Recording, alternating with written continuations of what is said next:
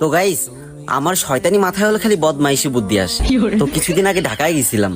তো তোমরা তো জানোই আমি আবার ভালোবাসা ছাড়া থাকতে পারি না, ভিতরটা কেমন জানি খালি খালি লাগে। তারপর হঠাৎ করে দেখলাম একটা বাসার ব্যালকনিতে নায়িকার মতো একটা সুন্দরী মডার্ন মেয়ে দাঁড়িয়ে আছে।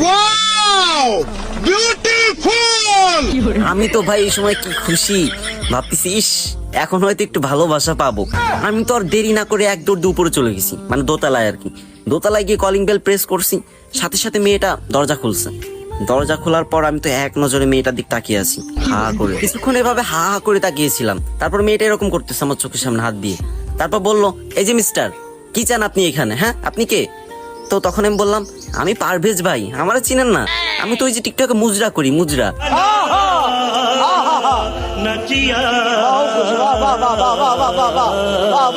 তো আপনার এখানে কি একটু ভালোবাসা হবে? তখন মেয়েটা রেগে মেগে বলে উঠলো, এই